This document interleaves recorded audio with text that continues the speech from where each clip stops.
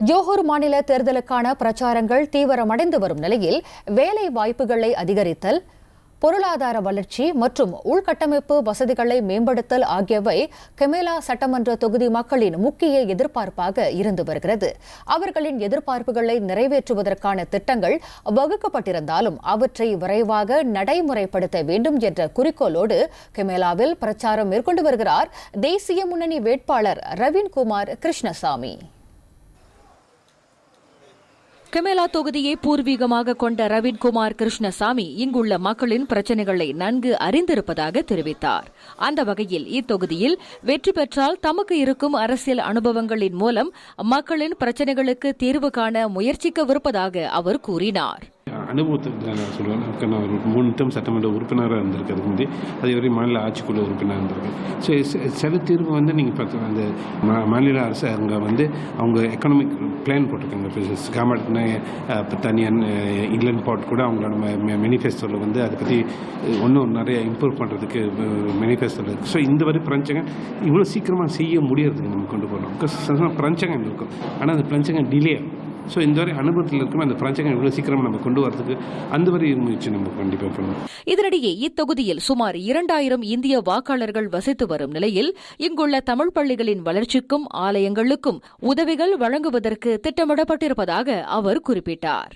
2 தமிழ் படிக்கிறதுக்கு கண்டிப்பாக அவங்களுக்கு நிதி தேவைப்படுது. அவங்களோட கிளாஸ் ரூம் இம்ப்ரூவ்மெண்ட் பண்ணுறதுக்கு அந்த நிதி தேவைப்படுது.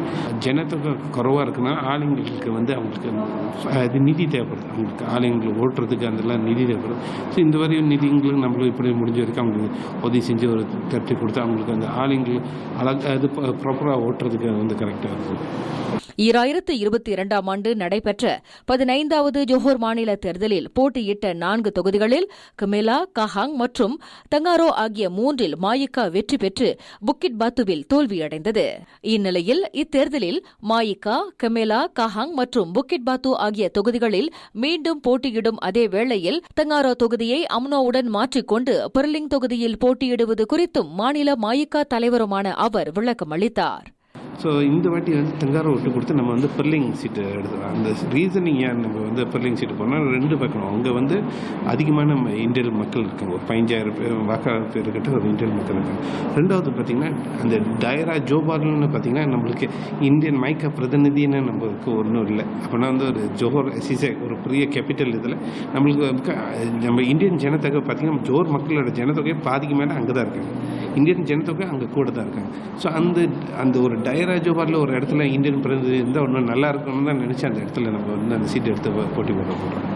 16வது ஜோஹர் மாநில தேர்தலுக்கான பிரச்சாரத்தில் கெமேலா தொகுதியில் வசிக்கும் சீன சமூகத்தினருடன் அவர் சந்திப்பு நடத்தினார். ஜோஹர் மாநில தேர்தல் குறித்த அண்மைய தகவல்களை திரையில் காணும் அகப்பக்கத்தில் பெறலாம்.